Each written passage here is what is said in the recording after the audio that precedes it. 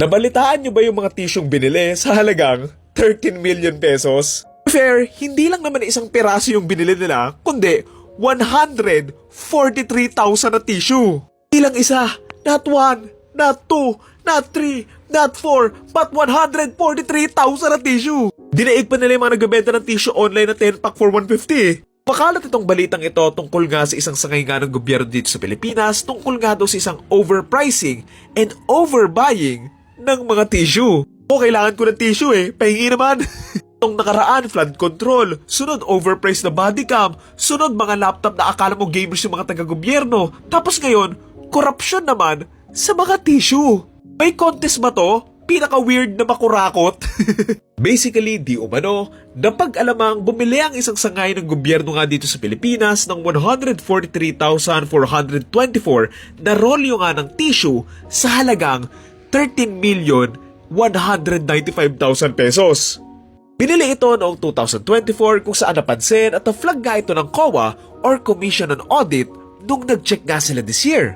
Honestly, nung narinig ko tong balitang ito, hindi ko sila masisi. Kasi alam mo yon, baka mamaya yung mga nagtatrabaho dito, madalas talaga sumakit yung tiyan.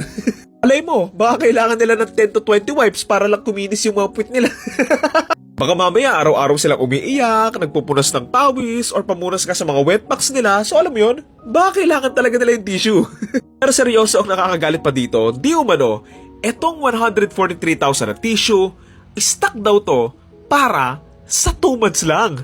Divide natin 143,000 divided by at least 60 days. Oh, nasa 2,400 na rolyo ng tissue kada araw lang So alam mo yun, sino makakaubos ng 2,000 tissue sa isang araw? Sinong makakaubos ng 143,000 na tissue sa loob lang ng 2 buwan? Yan, gagawa ba kayo ng damami? May paper mache project ba kayo? Anong gagawin niyo sa ganyang kadaming tissue? Ang isa pa nga sa sinisilip nga nila dito, chinecheck nga nila kung overpriced daw ba etong mga tissue na to. Honestly, wala akong alam sa presyohan ng tissue and kung anong brand ng tissue yung binili nila, pero for me lang, parang overpriced talaga yung 13 million Online pa nga lang may nagbebenta na nga ng tissue na sandabakbak for 300 lang Isa pa palang problemang lumalabas nga dito, even if legit nga yung presyong binigay nila, lumalabas na etong 143,000 na roll niya ng tissue, hindi naman daw nagamit. Meron pa daw 116,046 nga na roll nga ng tissue na hindi pa nga daw nagagamit. Anong gagawin natin dyan?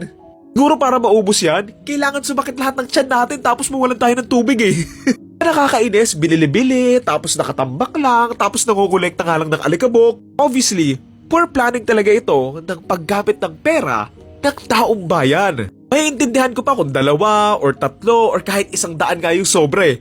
Pero 100,000 na sobrang tissue? Ganyan ba kayo kabobo sa mat? Ano yan, naka-wholesale? Binili nyo lahat? Ang masama pa nga dito, ayon nga sa isang statement, further verification with the supplier revealed that the arrangement with the SSS was based solely on a verbal agreement without any support documentation or formal memorandum of understanding. Mamaya, minarketplace lang nila ito Hanap, usap, deal, ganun. Pambehera, 13 million pesos sa tissue lang. Sana binigay nyo na lang sa akin bumili pa ako ng Lamborghini na may payong. Alam mo ano pa yung mas nakakalungkot dito? Yung reaksyon ng mga tao, hindi nagaanong kalala kasi nga, yung sa flood control nga walang nahuhuli Dito pa kaya? Flood control, bilyon-bilyon, tapos kitang-kita mo yung ebidensya ng mga korupsyon, kitang-kita mo wala yung mga flood control project, tapos madali lang matrack yung mga resibo and everything, pero wala kang nakukulong. So, di ba? Paano pa kaya sa 13 million pesos na mga tissue? 125 million pesos nga in 11 days, wala tayong sagot na nakuha Dito pa kaya? Nakakalungkot at nakakagalit lang kasi isipin mo, yung mga pinambili sa mga tissue na yan, pwede pa sana siyang magamit sa mga mas makabuluhang bagay Punta doon sa mga pensioners, sa mga funeral benefits at iba't iba pa na nagamit sana ng tama at hindi nakurakot or naggastos nang hindi nga nag-iisip. Ayun lang, sana maayos na ito at sana hindi na maulit pa pero given na nasa Pilipinas tayo, imposible yan. Yun lang. Thank you.